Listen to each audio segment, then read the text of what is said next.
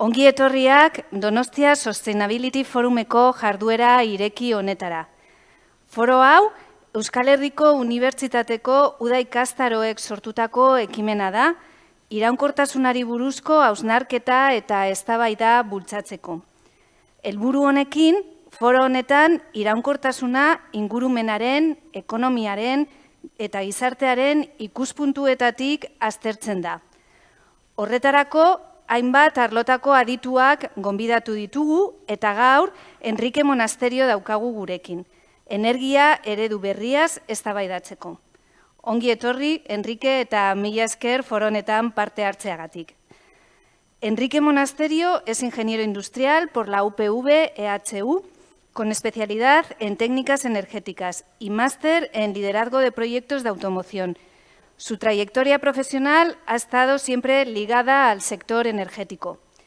Ha ocupado el cargo de director general de la empresa de prestación de servicios de recarga de vehículos eléctricos, IBIL, y de su filial IBILEC. Y en la actualidad es director de Desarrollo e Innovación del Ente Vasco de Energía, del EVE, entidad en la que ha ocupado diferentes puestos desde el año 92. A las puertas de un nuevo modelo energético es el título del debate propuesto hoy. ¿Cómo se va a generar la energía en el futuro? ¿Cómo se va a almacenar esa energía? Si están preparadas las infraestructuras para ello, si estamos preparados los consumidores y consumidoras. Estos son algunos de los temas sobre los que vamos a debatir hoy con Enrique Monasterio, con Alex Fernández Muerza como moderador del debate. Alex es doctor en periodismo por la UPV EHU e investigador de comunicación en cambio climático en el BC3. Es un apasionado de la comunicación ambiental y en este ámbito ganó el Premio de Periodismo Ambiental de Euskadi en 2018. Ongi etorri, Alex. Pero antes de iniciar este debate sobre la transición energética, Enrique Monasterio nos va a hablar del modelo energético actual y del nuevo escenario hacia las energías renovables. Por tanto, vamos a empezar con la presentación que nos ha preparado Enrique. Nahi duzunean.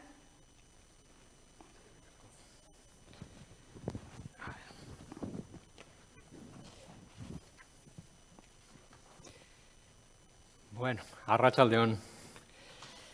Vamos a ver cómo empezamos. Vamos a empezar diciendo algo sorprendente. En nada tendremos toda la energía 100% renovable. En nada, en menos de lo que nos creemos.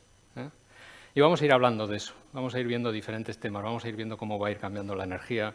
Vamos a ver si convenzco a la audiencia de que esto realmente se va a producir. Aunque hablar de futuro es muy atrevido muchas veces y es fácil, porque no hay nadie que te pueda rebatir con datos, son datos del futuro. Y lo malo es que esto va a quedar grabado y quizás dentro de 10 años alguien dirá, bueno, fíjate, no dio ni una, ¿no? Pero bueno, vamos a ir viendo poco a poco.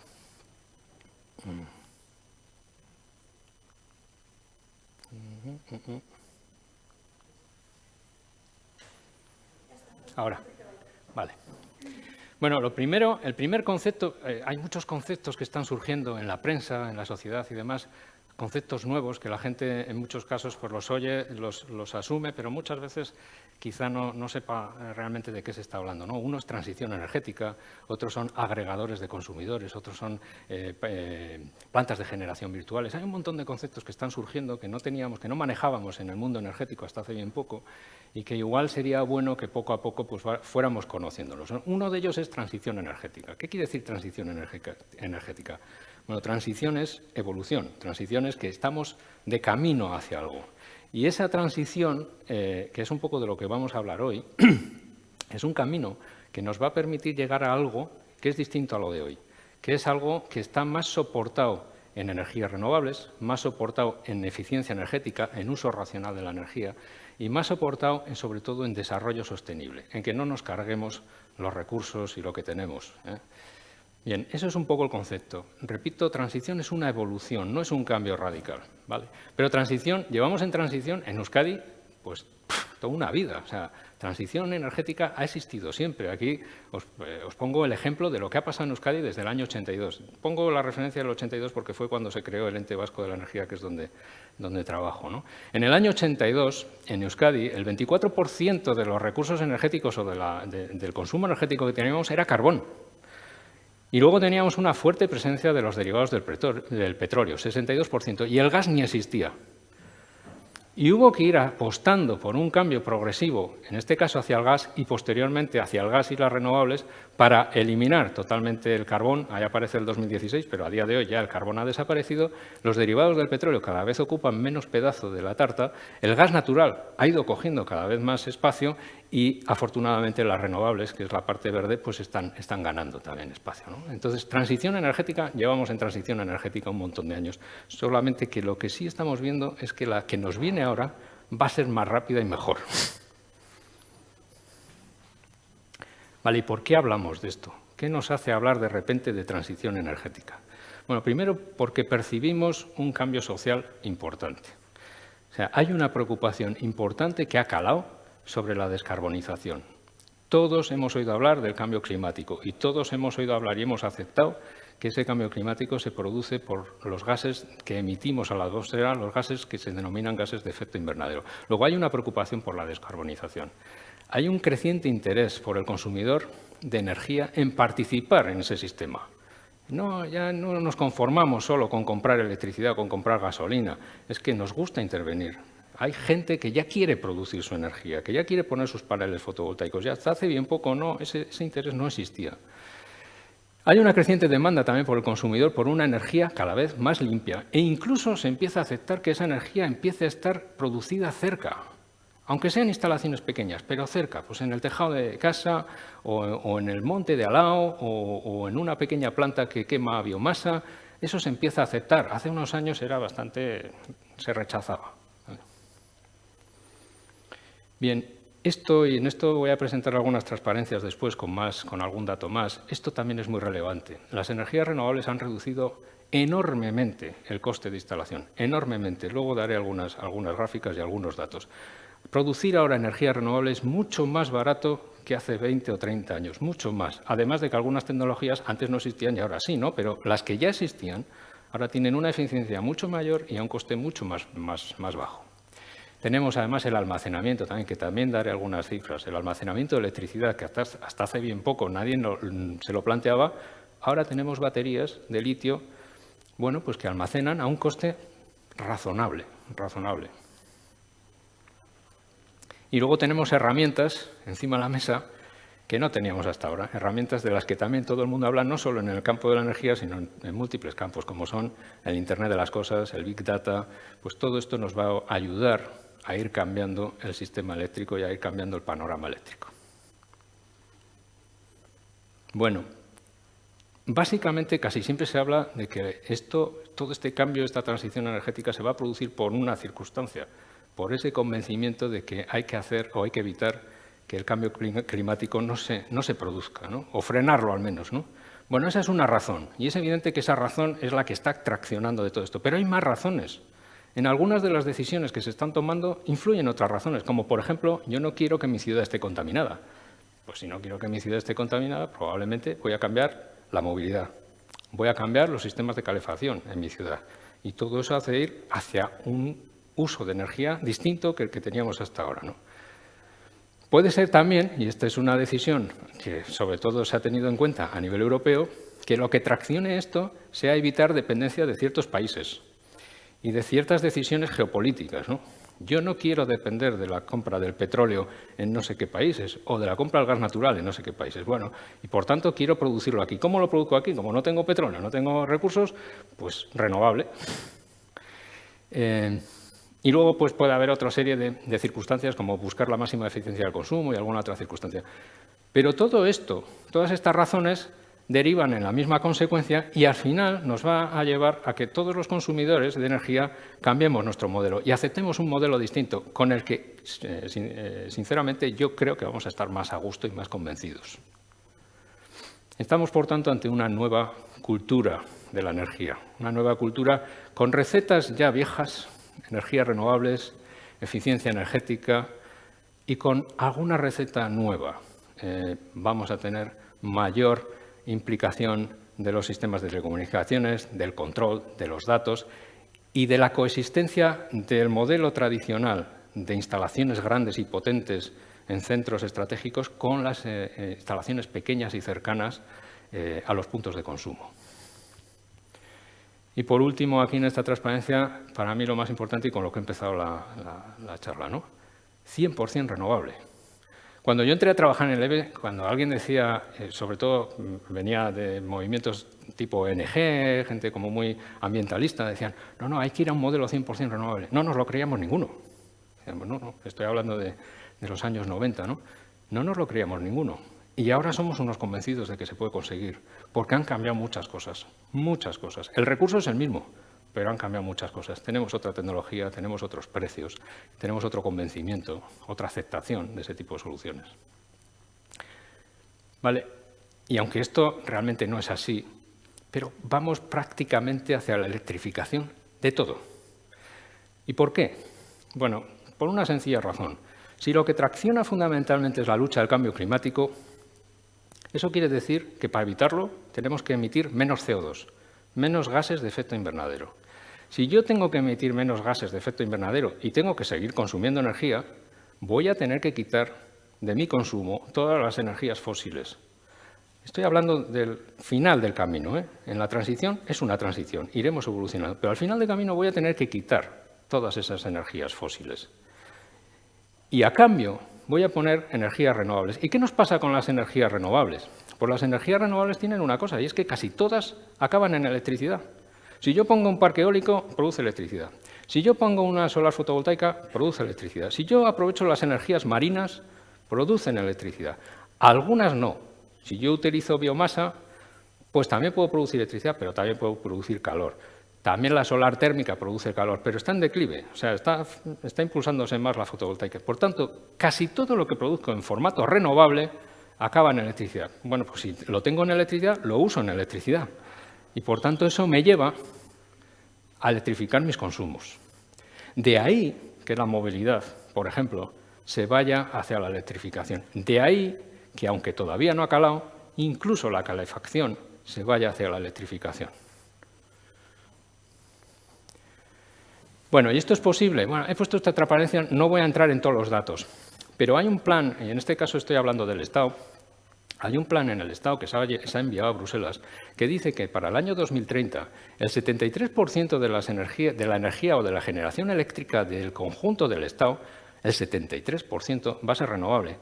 Hay algo que es muy desconocido en general. Actualmente, de la electricidad que consumimos en las casas, de la normal, sin tener ningún contrato especial, el 40% ya es renovable. El 40% ya es renovable. Para el año 2030 se espera que el 74% y para el 2050 el 100%. O sea, esto no es una entelequia, ya hay. Y ya hay proyectos, De toda la potencia energética instalada o eléctrica instalada en el Estado, la mitad de potencia ya es renovable. Pero es que además hay una cantidad de peticiones de nuevas instalaciones para verter energía a la red que duplica la potencia instalada total. Entonces, hay mucho interés, hay muchas empresas ya apostando por el tema y, por tanto, hay confianza en que esto va a salir. Esas son las curvas que plantea este Plan Nacional Integrado de Energía y Clima, que es estatal, de crecimiento de las diferentes tecnologías. La que más crece es la solar fotovoltaica, es la roja. Ese crecimiento es espectacular. Lógicamente, en el sur de Europa es la que más va a crecer. No es un tema solo de la península ibérica. El sur de Europa está apostando mucho por la eólica y por la solar fotovoltaica. La eólica tiene más desarrollo, ya ha pasado. La fotovoltaica ha tenido menos y va a tener un despegue pues, muy importante. Y no lo he metido aquí, pero eso va a cambiar, por ejemplo, determinadas cosas también. Si resulta que tenemos muchas instalaciones solares fotovoltaicas, la fotovoltaica tiene una pega, entre comillas, y es que produce todo a la vez.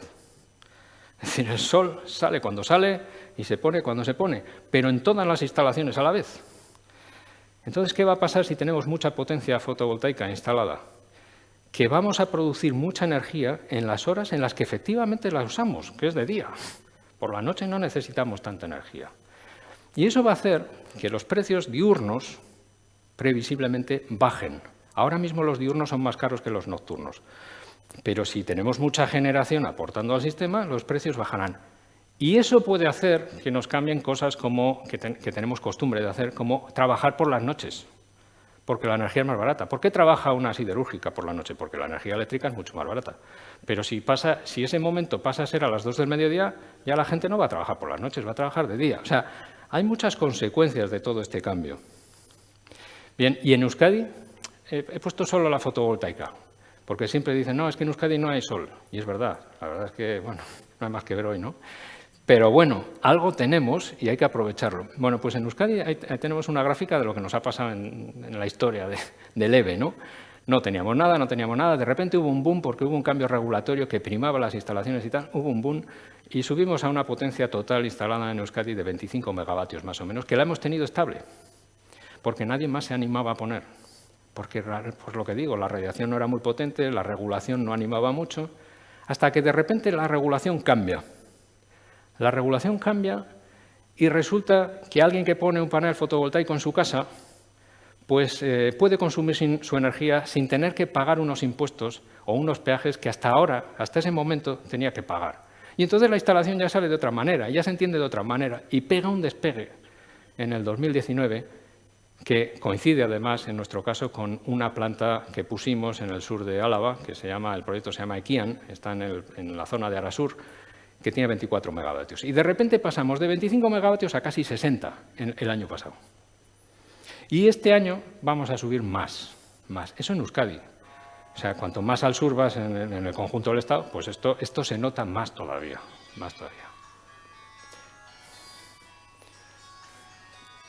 No me quiero extender.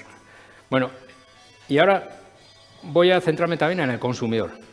El consumidor actual, cualquiera de nosotros, en el sistema eléctrico, ¿ahora qué podemos hacer? Pues básicamente buscar una comercializadora eléctrica, la que mejor nos parezca, negociar si podemos algo, firmar un contrato y pagar, comprar la energía y pagar. Pero esto está cambiando. O sea, lo que está promulgando Europa y lo que ya se está haciendo con cambios regulatorios que no solo están a nivel europeo, sino también a nivel estatal, es darle más voz al consumidor. El consumidor ya no solo tiene esa potestad, la de comprar y pagar, sino también puede generar, también puede verter y vender, también puede compartir con sus vecinos.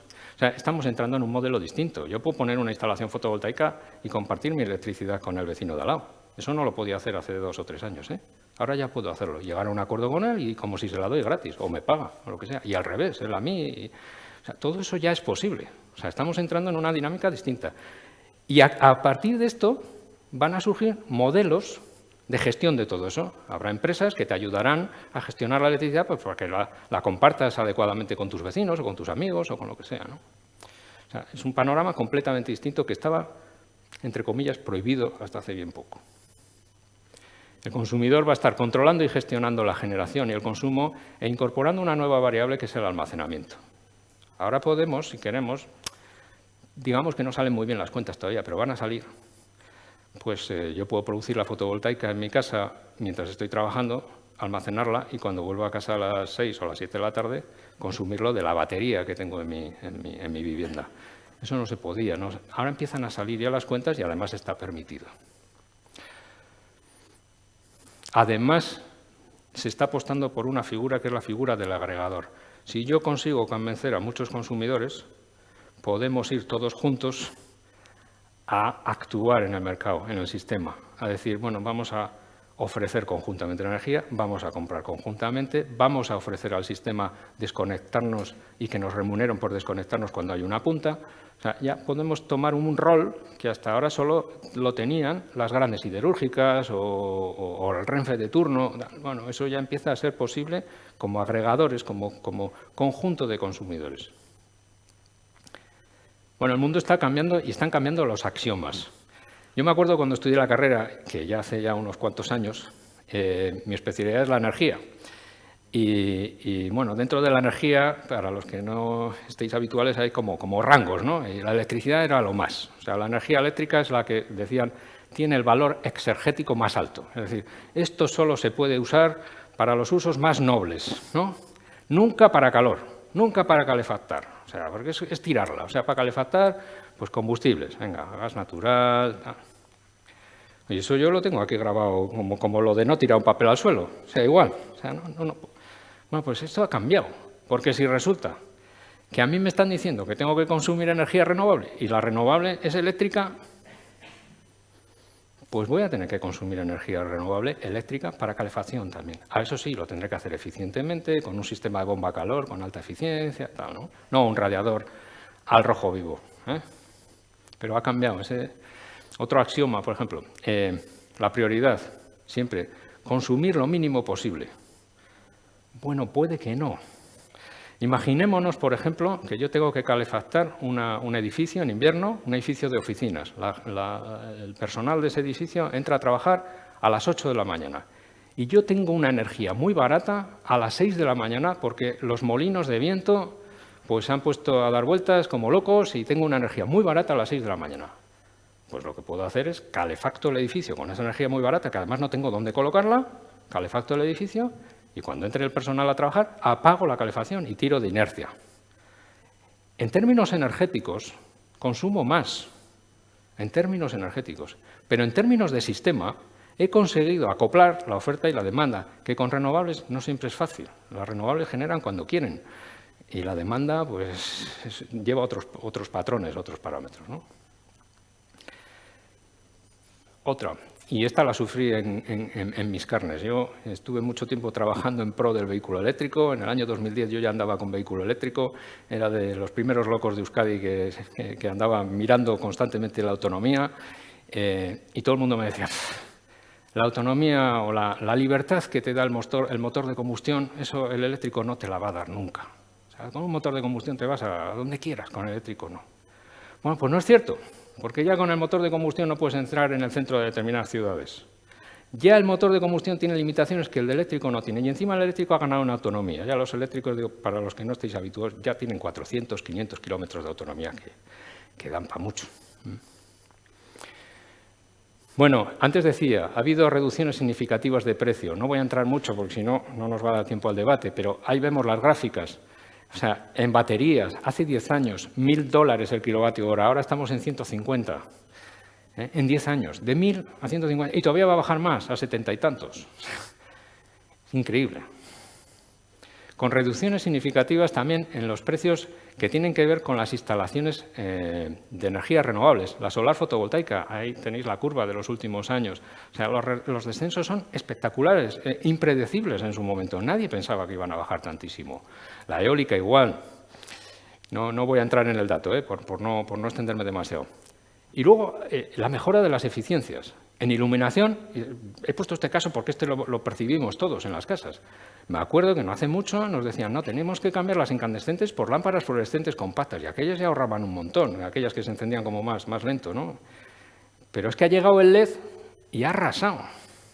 Es que el LED ahorra como el 95% de la incandescente, el 95%, y ha conseguido un descenso de precio espectacular en nada, en 5 años. En 5 años. Ya no vale nada la tecnología de LED, está regalada. Con lo cual, ya la iluminación se ha conseguido, vamos, una eficiencia brutal que nadie habría previsto. Y como hablo de iluminación, hablo de determinados sistemas en la industria, hablo también de los motores de combustión, que también han mejorado muchísimo. La eficiencia ha mejorado terriblemente.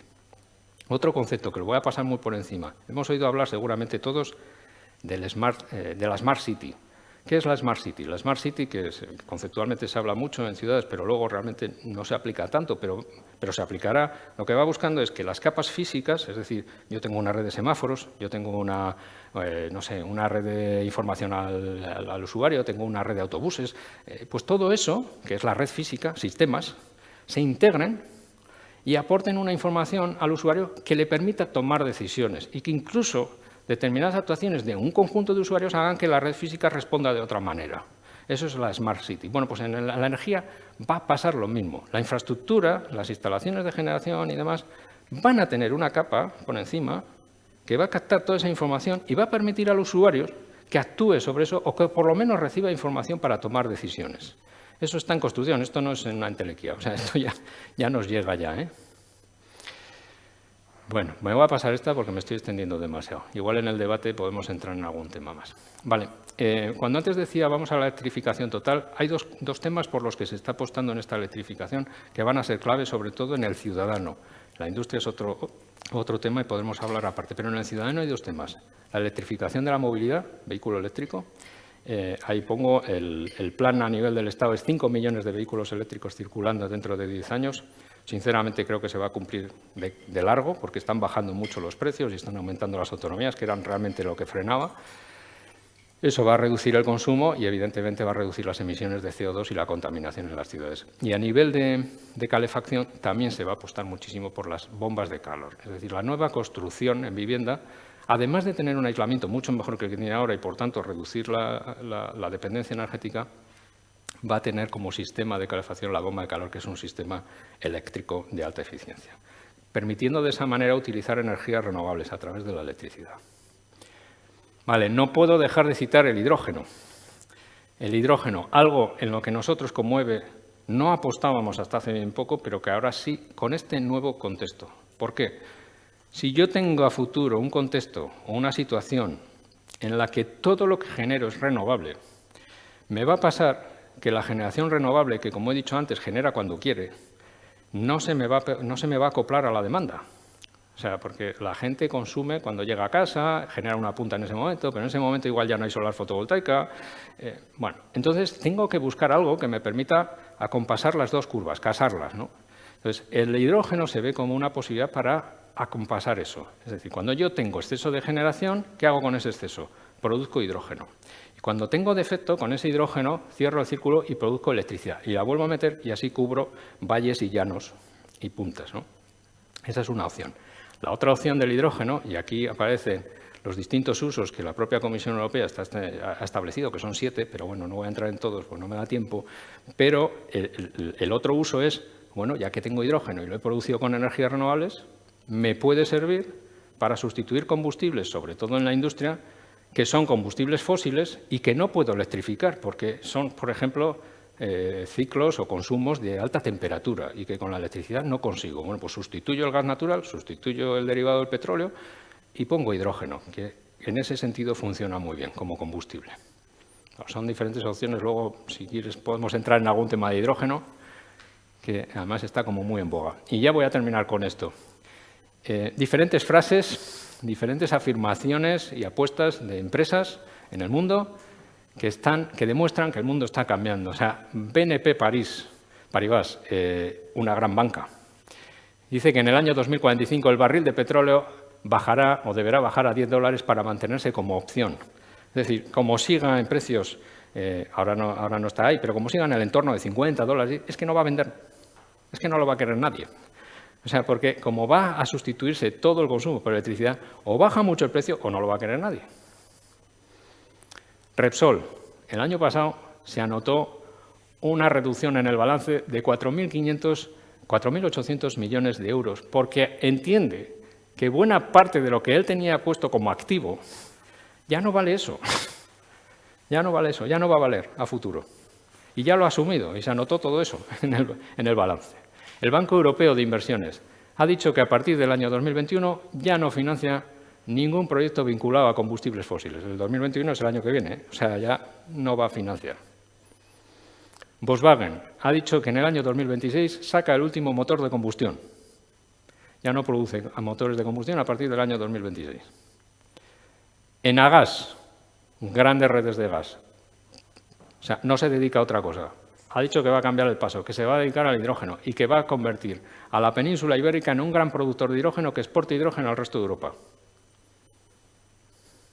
La Fundación Estatal para la Formación y el Empleo ha dicho que se van a generar de aquí al año 2030 en España 24 millones de empleos nuevos asociados a este cambio y que es verdad que va a haber una destrucción de empleo también, pero la cuantifica en 6. 24 frente a 6. PricewaterhouseCoopers estima que Europa tendrá 80 millones de coches menos como consecuencia también del cambio del modelo de movilidad. Coche compartido y tal. Otro cambio del que no hemos hablado, pero que también influye en el tema energético. Y con esto acabo y me he extendido demasiado, ya lo siento, pero bueno, Y pasamos un poco al debate entre Alex y yo, a ver si podemos aportar algo al resto de la gente. Seguro que sí. Muchas gracias. Seguro que sí. Es que ricasco, Enrique. Ay, me quito la...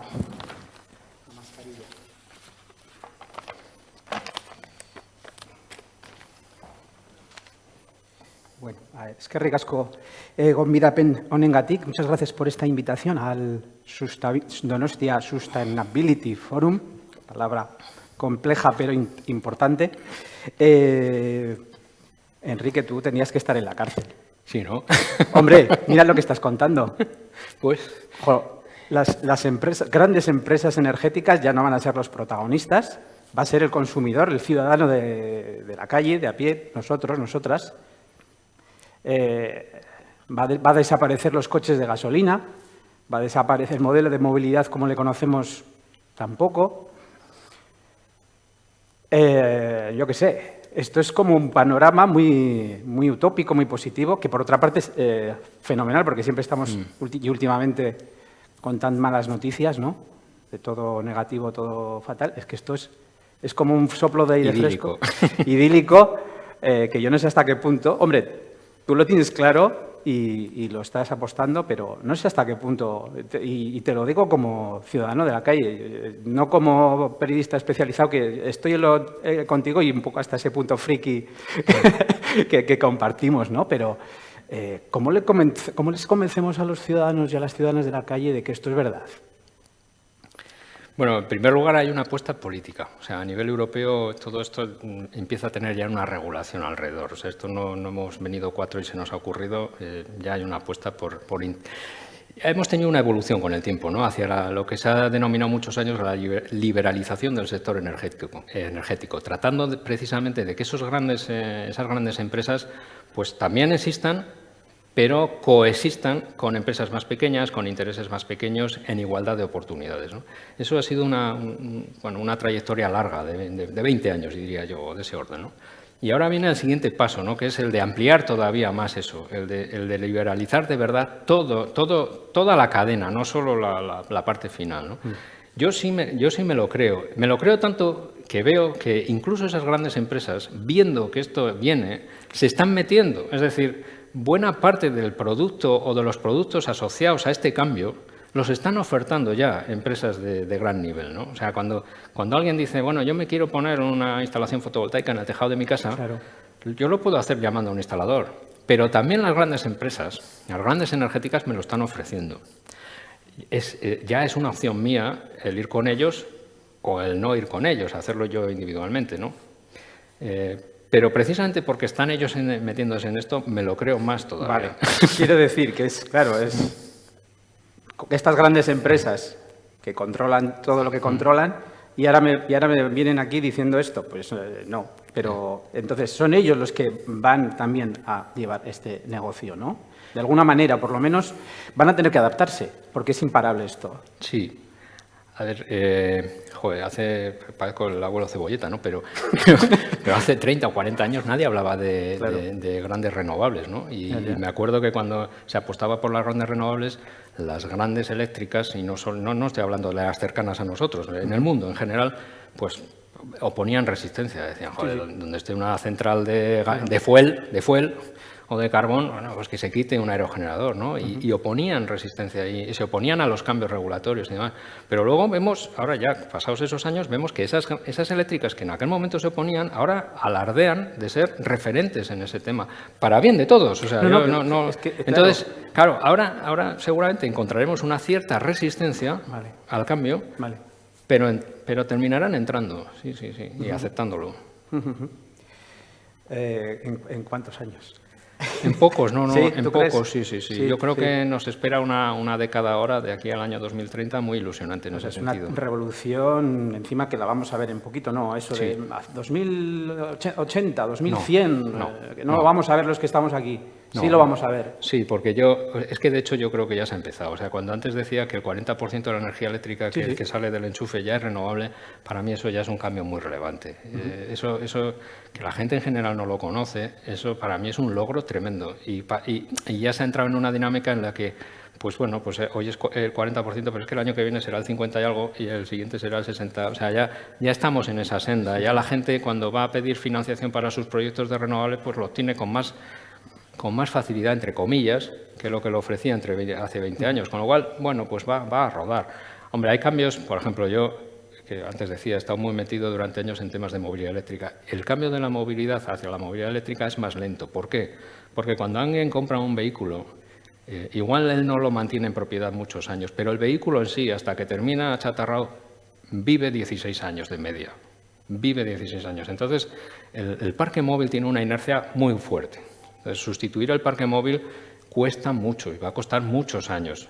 Evidentemente, pues va a seguir hacia la electrificación, pero hasta que digamos, bueno, es que lo único que se ve es eléctricos, eso sí. Claro, que esa es otra de las preguntas, además, que yo creo que nos hacemos todos y todas, ¿no? En el tema de la movilidad, de los coches, ¿no? Yo ahora, ¿qué me compro? Bueno, gasolina y diésel, bueno, la diésel, digamos que se está quedando un poco apartado ya por todas las razones que sabemos, ¿no? Pero gasolina, híbrido enchufable, eléctrico, hidrógeno, o sea, ya para liarla más, vas y nos metes el hidrógeno. O sea, ¿qué me compro? ¿Qué hago? Bueno, el hidrógeno... ¿Sigo como estaba con mi coche viejo? Eso es lo que lamentablemente está pasando. ¿Qué hacemos? ¿O qué no hacemos? Sí. Está pasando eso. Lamentablemente la gente tiene tal incertidumbre sobre lo que debe comprar que está conteniendo el impulso de comprar.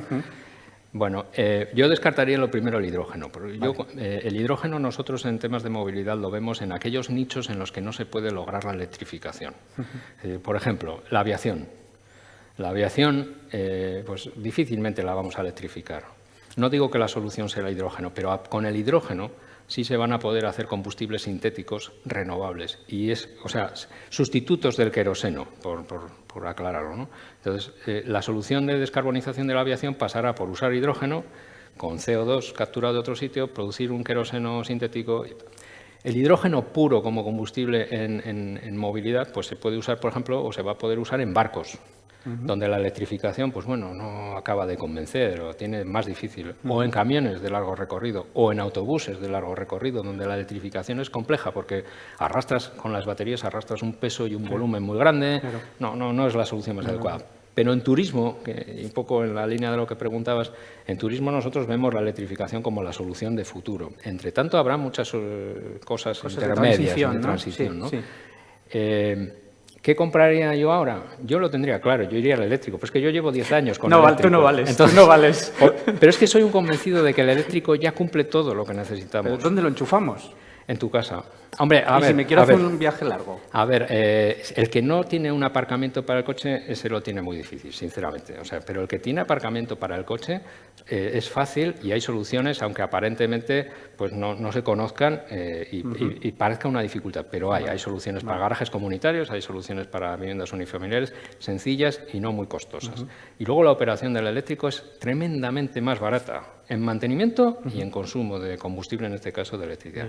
Y si voy a viajes largos, si yo ahora me compro un coche eléctrico de 400 kilómetros, que los hay y bastantes, si yo me cojo uno de 400 kilómetros, la realidad, analicemos cada uno cuántas veces hacemos más de 400 kilómetros en un día. En un día. Porque yo salgo todos los días de casa lleno. Entonces, ¿cuántas veces hago 400 kilómetros en el día? Cuando voy de vacaciones. Bueno, pues cuando voy de vacaciones paro en Zaragoza o en no sé dónde, a mitad de camino, Segovia, digamos, me tomo un café y recargo. Cada vez, afortunadamente, hay más infraestructura. ¿Con un café ya te da tiempo? En esos coches tienen carga rápida, aceptan carga rápida, además cada vez más rápida. Entonces, con un café de 20 minutos, pues igual recupero otros 200 kilómetros de autonomía y ya probablemente llegaré al destino. Y si no llego, pues vuelvo a parar o en vez de un café me tomo dos. Pero, no sé. Uno largo con ya. Pero que hay soluciones, pero sobre todo lo que tenemos que analizar es, ¿pero cuántas veces requiero yo? Porque a veces que sí. Nos pasaba con los taxistas cuando hablábamos. Siempre nos decían, y el día que tengo una carrera hasta Logroño y vuelta, pero si no tienes una carrera hasta Logroño y vuelta nunca, joder.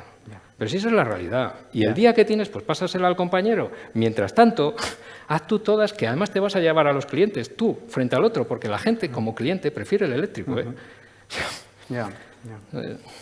Por cierto, que no sé hasta qué punto esto de las noticias ciertas o no, que he oído hace poco que hay un movimiento muy grande de empresas chinas de producción de coches eléctricos que van a romper tirando los precios, coches súper baratos, pero bueno, con una calidad, digamos, bueno, como los móviles, ¿no? Y que en un año o dos, que lo vamos a ver muy poco, vamos a estar todos con coches eléctricos chinos. No sé hasta qué punto es eso cierto o no. A precios más baratos incluso que un gasolina, porque uno de los problemas de los eléctricos es el precio, que son bastante más caros, ¿no? Sí, a ver, el vehículo eléctrico ha bajado mucho en precio, afortunadamente, porque ha bajado mucho la batería. O sea, el elemento que realmente hace caro el vehículo eléctrico es la batería. Porque todo lo demás es mucho más sencillo. O sea, el motor eléctrico es mucho más sencillo que el motor de combustión y luego hay un montón de elementos que el vehículo eléctrico no tiene frente al de combustión, como caja de cambios, como aceite de lubricación. Hay un montón de historias que no tiene y por tanto el mantenimiento es más barato, pero la construcción del coche también. Entonces lo que hace muy caro el coche eléctrico es la batería. Entonces, en la medida que la batería vaya bajando, como hemos visto, pues de precio, una de dos. O el coche aumenta de autonomía, es decir, le ponen una batería cada vez más grande, que es lo que hemos visto en estos años. Hemos pasado de autonomías de 100 kilómetros a casi 500, o sea, al mismo precio. Nos han ido metiendo 5 veces más de batería al mismo precio, pero llegados a este punto, lo que es previsible es que ya nos quedemos en 400, 500 kilómetros y empiece a bajar ya el precio del vehículo. De hecho, los fabricantes estiman que para el año 2024, o sea, en 4 años, el precio del coche de combustión y el eléctrico se van a igualar. Joder. Entonces, eso va a pasar. ¿Que están viniendo marcas de vehículos eléctricos chinas con precios más baratos? Sí, entre otras cosas porque la mayor producción de baterías está localizada en China. ¿Que puede ser realmente una amenaza? Yo personalmente creo que no, pero por una razón, y es que los vehículos de cualquier tipo, tanto eléctricos como de combustión, requieren de una red de asistencia. Y eso es muy difícil de construir, muy difícil de construir. Y comprar un coche sin una red de asistencia cercana a tu domicilio y demás, pues hombre, echa un poquito para atrás. De hecho, es uno de los inconvenientes que tiene ahora mismo Tesla. Tesla tiene un gran prestigio, un poco raro, por otra parte, porque muy poca gente lo ha probado y, sin embargo, todo el mundo habla bien. O sea, bueno, pero realmente no tienen muchas ventas en Europa porque la red como tal no existe. Bueno, y los Tesla también son carísimos. Además, pero... Pues son pedazo de coches, ¿no? De 80.000, 90.000 euros. ¿no? Bueno, ya hay cosas más. Han bajado. Sí, han bajado. Hay modelos más baratos, ¿no? Sí. Pero es que nos pasa a todos. O sea, al final cuando decides la compra de un coche, independientemente de la marca, siempre vas a marcas que tengan red en tu zona. Claro. Porque es verdad, por ejemplo, puede haber marcas que te digan, no, es que mi coche no falla nunca, ¿vale? Y hasta te lo puedes creer, pero puedo tener un accidente. Ya. Y me lo tienes que reparar, ¿no? Bueno, entonces yo ahí no creo tampoco vamos a monopolizar el tema del coche, que parece que no. Sí. También quiero recordar que, bueno, nuestros oyentes o espectadores por Zoom nos pueden hacer preguntas, que de hecho ya estoy viendo que nos están llegando, bueno, tengo ya unas cuantas, y bueno, también el público puede participar en haciéndonos preguntas. Voy a leer aquí un poquito alguna de ellas. A ver, nos pregunta, por ejemplo, Ignacio. La mayoría de tecnologías renovables hacen uso de tierras raras, como su nombre indica, no existe mucha oferta. ¿Sería esto un impedimento para el desarrollo de la tecnología y de las renovables? Es un poco uno de los inconvenientes que tienen las renovables, ¿no? Sí, bueno, al final, evidentemente, tanto el tema de almacenamiento como el tema de la fotovoltaica y demás, pues al final requieren de unos materiales que es posible que en algún momento pues se dé una cierta competencia, suban de precio. Pero también es verdad que, por ejemplo, en el caso del litio, que en el caso de las baterías, ¿no?, de almacenamiento, independientemente de que sean para el coche o para las viviendas o para lo que sea, hay una oportunidad, hay mucha apuesta por el almacenamiento y la tecnología que ahora mismo está pitando pues es la de litio, ¿no? Pero las baterías, primero, tienen una vida muy larga y pueden tener distintos usos. Tú puedes empezar utilizando las baterías en automoción y cuando en automoción ya se dan por agotadas es porque tiene una autonomía que ya el usuario no la quiere, pero todavía en estacionario, en las viviendas, pueden usarse hasta que se agoten de verdad. Y una vez agotadas, el litio se recicla. Entonces, y se recupera y se vuelve a hacer baterías con ella. Entonces, es verdad que evidentemente se va a generar un mercado que no existe hasta ahora Y también es verdad que lo que ahora es litio, igual dentro de unos años es otro material, porque es que el tema de las baterías está evolucionando a una velocidad tremenda. Entonces, bueno, puede haber en algún momento alguna fricción a ese respecto, pero...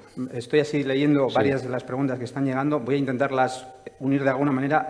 Digamos que el componente esencial de todas es el punto de vista ciudadano o, bueno, de usuario, ¿no? de la energía. Este modelo que has comentado del consumidor en su casa, digamos, con esas placas fotovoltaicas, que tú puedes compartir la energía con tus vecinos, ese coche eléctrico que incluso te lo recargas y que te hace también de batería, incluso, bueno, eso que incluso tú te conviertes en productor de energía.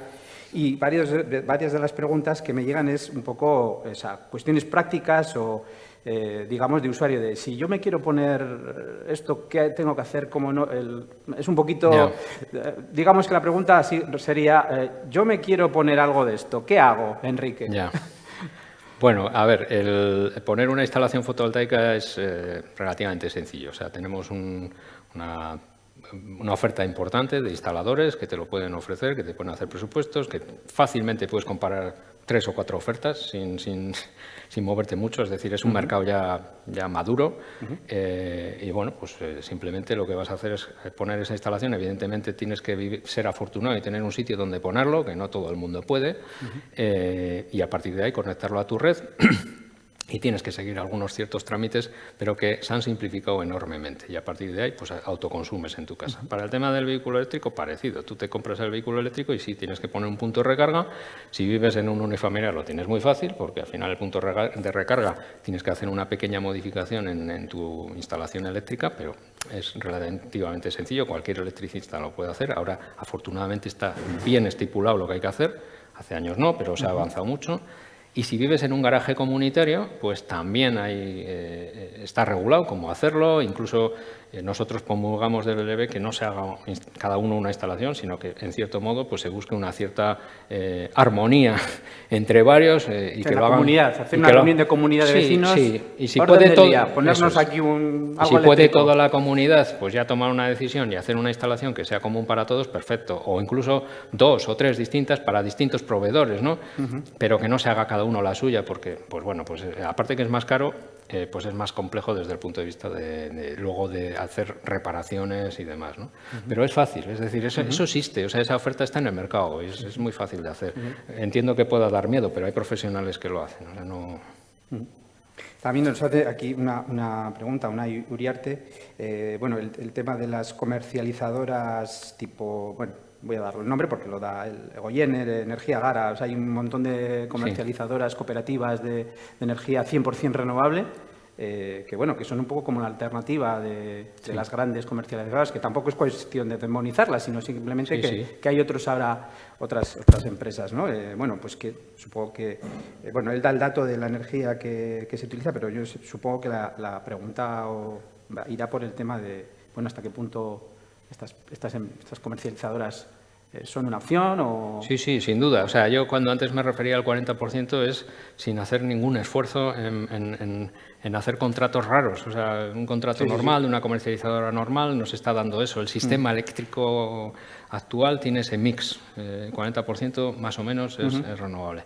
Pero sí, siempre tenemos la opción de dirigirnos a una comercializadora que nos ofrezca un producto 100% renovable. Claro, es que es un poco... 40%, digamos, a grosso modo, las compañías convencionales y estos 100%. Vale, pues si quiero el 100% me voy a estas empresas y son, digamos... Sí, son accesibles, o sea, hay varias. Normalmente son empresas pequeñas. Yo creo que las grandes... Bueno, creo no, seguro. Las grandes también, si se lo pides, te lo dan. ¿A 100%? A 100%. A cualquiera de ellas. De hecho, en licitaciones públicas es bastante habitual pues que un ayuntamiento o una diputación pues diga, bueno, pues yo quiero sacar la contratación de la electricidad para todos mis edificios para los próximos 3 o 4 años y la quiero 100% renovable. El Gobierno vasco, por ejemplo, tiene toda la energía eléctrica que está comprando es 100% renovable. Y las que compiten son de todos los tamaños y colores. O sea, no... O sea, que también en ese aspecto está bien. No sé, por introducir otro tema, es que parece que es el monotema, pero es que el tema de la mascarilla, el COVID, esto, que, claro, ¿cómo está afectando a esta revolución, transición, para bien o para mal, o para qué? O que bien van a venir unos fondos también europeos para una recuperación económica en verde, se supone. Eso pinta bien, pero luego, ¿cómo va a ser la realidad? Hombre, lo que yo distinguiría dos cosas. Lo que hemos detectado es, primero, hemos hecho el seguimiento nosotros en el EVE de lo que ha estado pasando con el consumo. O sea, vamos un poco primero hacia atrás y luego vamos un poco hacia adelante, ¿no? Hemos estado viendo qué ha pasado con el consumo. Es evidente que cuando el confinamiento tuvimos un desplome en el consumo brutal, los precios de la energía cayeron una barbaridad, nadie la compraba, y poco a poco, pues bueno, el gas no fue tan elevado porque como estábamos en las casas, pues el consumo domiciliario pues no se vio muy afectado, e incluso creció. Sí se vio el industrial, ¿no? Pero la electricidad sí, la electricidad tuvo un desplome importante y cayeron mucho los precios. Se ha recuperado y bueno, ya poco más o menos ya empezamos a estar en órdenes de magnitud que teníamos en cuanto a precios y demás previos al confinamiento. A partir de ahora, ¿qué pasa? Bueno, a partir de ahora, pues todos hemos oído que vamos a tener unos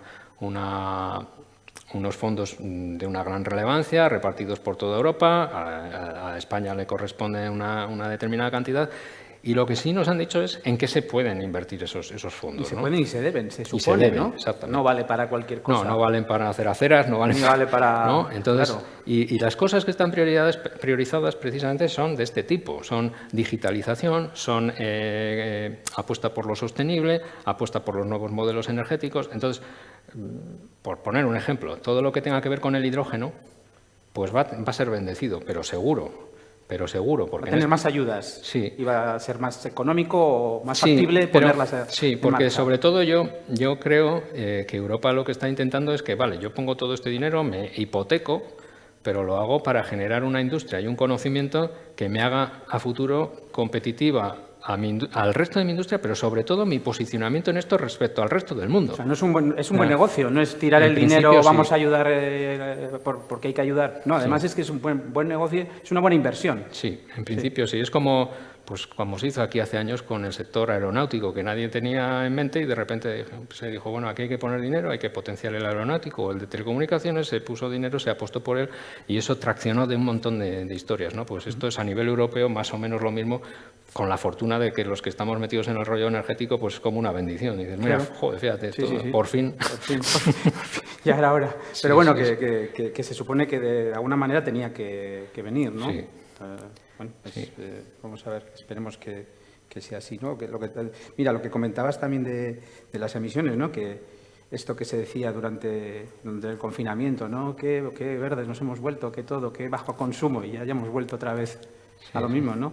Hay ya datos de emisiones pues igual o parecido, o sea que no decíamos, vamos a aprender de esta.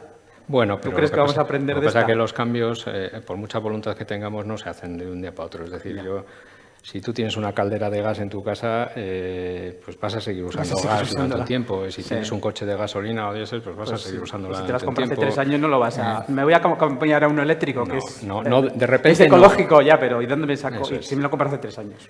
De repente no, pero sí ha calado. El mensaje ha calado. Sí. Entonces, hombre, es increíble la cantidad... Lo que ha pasado con las bicicletas, ¿no?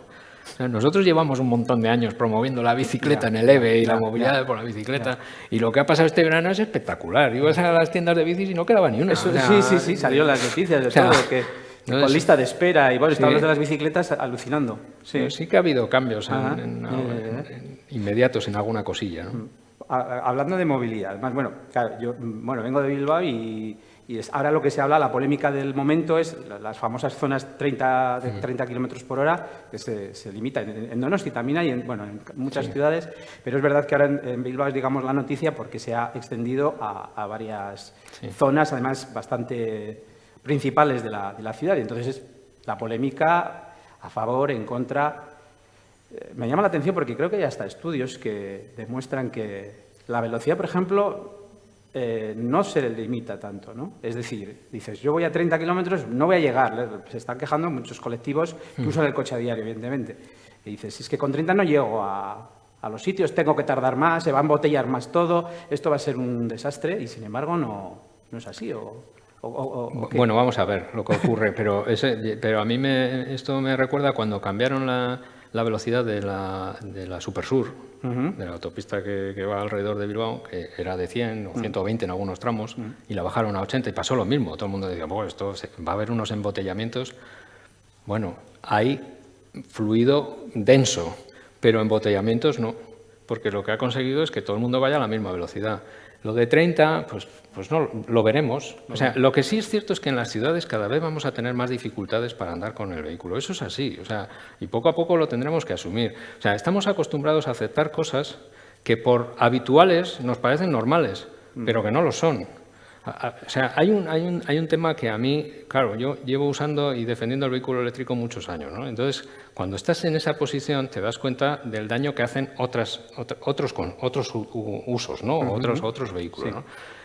Y que la gente acepta, y yo mismo aceptaba anteriormente con normalidad. Por ejemplo, si alguien tiene un chalet, normalmente aparca el coche dentro de su casa. O sea, lo mete en el garaje de su casa, que está, vamos, conectado por escalera a su vivienda, con un tubo de escape así, y lo arranca por las mañanas en frío, en diésel, y mete todo ese humo en su casa, que va subiendo hasta la habitación. Le parece mal fumar, seguramente, pero no le parece mal. O sea, o no se da cuenta. No lo estoy criticando, lo que estoy diciendo es que a veces asumimos cosas que hacemos que por habituales las damos por normales, pero no lo son. Entonces, cuando llega un momento en el que de repente reflexionas y dices, ostras, esto no podemos seguir haciendo esto. O sea, a mí me pasa, por ejemplo, en Vitoria hay la zona centro está peatonalizada entera. Es una maravilla el silencio que se percibe allí. Yo cada vez que voy allí y ando por allí digo, joder, qué bien se está aquí, qué silencio, ¿no? Cuando vuelves a Bilbao, dices, joder, qué ruido hay en Bilbao. Pero como estás metido en el día a día, no te das cuenta. Pues no te das cuenta. Claro. Pero el ruido es muy molesto. Lo que pasa es que lo tenemos aceptado. Entonces, tenemos que empezar a detectar esas cosas para entonces darnos cuenta de que hay que poner trabas e intentar que esas cosas no se produzcan. Y yo creo que lo de 30 tiene una componente de evitar accidentes y atropellos. Que también es una parte. Es un tema, claro. Sí, esa es una parte. Y otra parte es, yo creo, pues de alguna manera dificultar o hacer que no sea tan bueno el ir en coche a la ciudad.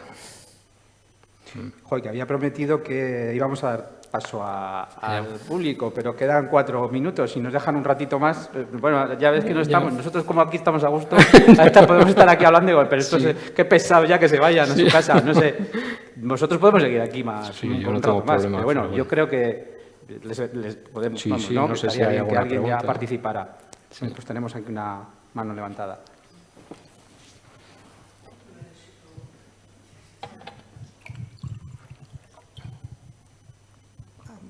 Tú. Bueno. Yo hablo de impresiones.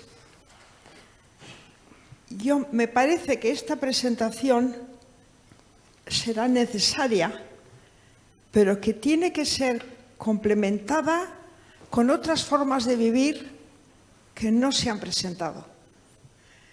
Hemos estado por lo menos la mitad del tiempo escuchando hablar de coches. Y es lo que hoy día no queremos. Entonces es como hablar de una cosa que ya es obsoleta. Y se me ocurre que si hubiera en el equipo una mujer o dos, ellas vendrían desde su experiencia y desde su perspectiva y completarían lo que ustedes han presentado. Entonces, a fin de cuentas, la cuestión es nuestro enriquecimiento de lo que presentan. Y ese enriquecimiento, pues se me hace que es un poco heavy por el lado masculino. Pero... Bueno, pues igual sí. O sea,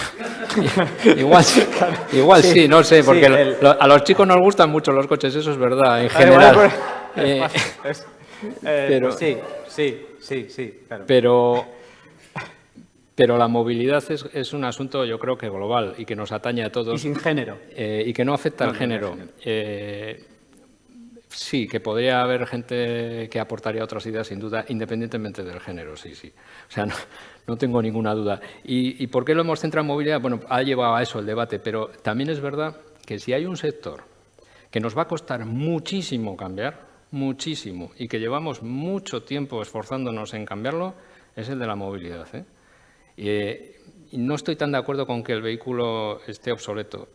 Lo que sí estoy de acuerdo es que va a cambiar. Va a cambiar la propiedad del vehículo, va a cambiar la tecnología del vehículo, va a cambiar el combustible del vehículo, van a cambiar nuestros hábitos. La pandemia nos ha servido para darnos cuenta de que no necesitamos movernos tanto para tener reuniones, para quedar con amigos, o sea, van a haber muchos cambios, pero la movilidad sigue siendo algo que todos hacemos todos los días y que nos influye mucho en el consumo energético, lamentablemente. Aproximadamente 1/3 de lo que consumimos en energía se va en movilidad. Entonces, ¿hay alguna? Ahí ya veo dos manos levantadas. Hola, dos preguntas. Lo de las antenas 5G, ¿cómo lo podemos conseguir que sea sostenible? Y otra, los parques solares que se van a construir, vamos a perder terreno productivo de ganadero y agrícola. ¿Cómo creen ustedes que se puede abonar a los agricultores y ganaderos de una manera digna el ceder pues gran parte del suelo para esta actividad? Gracias. Es que recasco. Dos preguntas. bueno, a ver.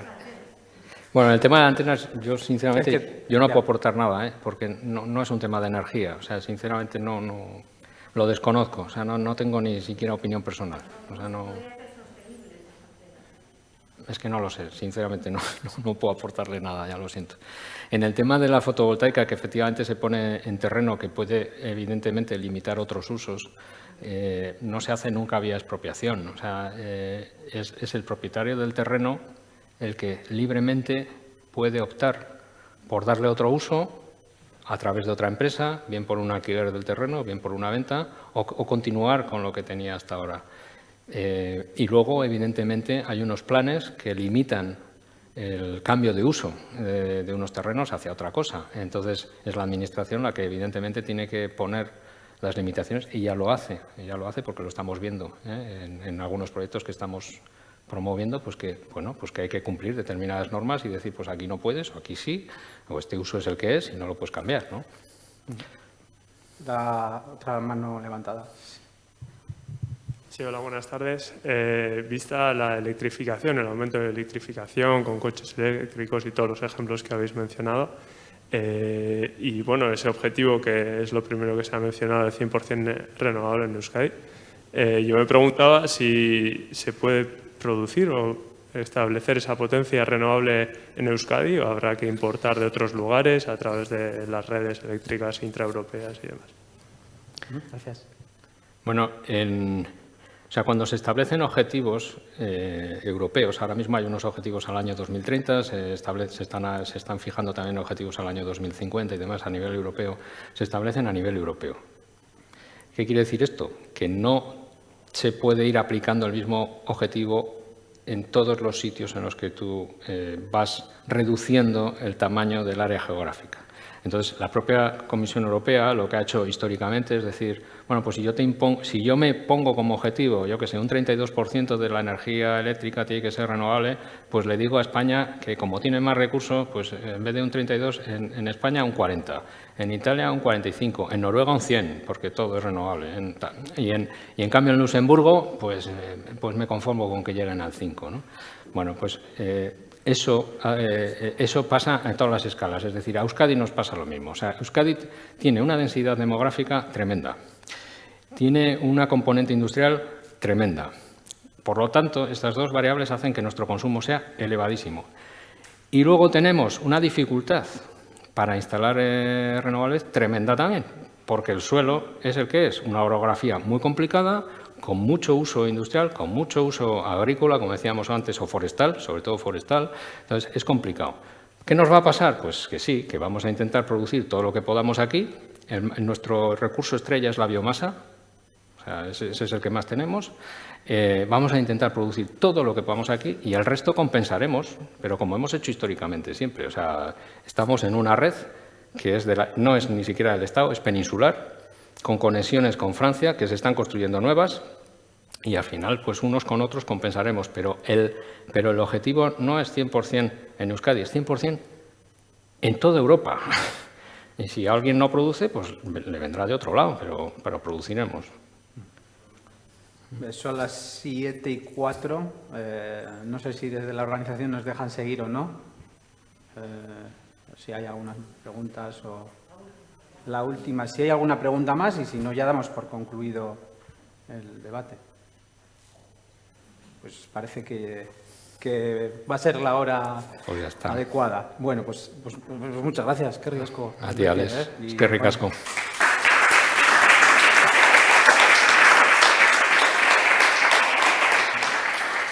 Bueno, el Donostia Sustainability Forum continúa. No, esta no es la última conferencia que va a haber. La semana que viene no hay una, sino dos de este tipo de fórmulas, ¿no?, que se proponen. Una en euskera, el 28 de septiembre, iraun kortasuna definiziotik kudeaketa eskala egokira. Digamos que la parte, como digamos, del experto, como hace ahora Enrique, será la profesora de la UPV, Arantxa Aldiazábal Roteta, y la parte, digamos, entrevistadora será Ana Galarraga y estarán de Luyar, de la comunicación de Luyar. Y la siguiente, el 1 de octubre, va a ser esta en castellano.